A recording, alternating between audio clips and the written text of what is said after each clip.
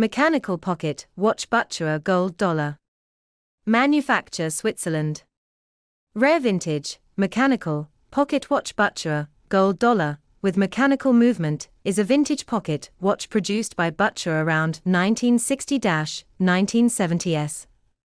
It is made in the shape of a gold coin from 1825. It is a hand-wound two-hand watch with a gold-plated case and a gold-colored dial. The dial is in excellent original condition. There are inscriptions around the dial United States of America, $1. The back cover has the phrase E Pluribus Unum, which is a Latin expression that translates to out of many, one. It has historical significance as the motto of the United States of America, and symbolizes the unification of the 13 colonies into a single nation.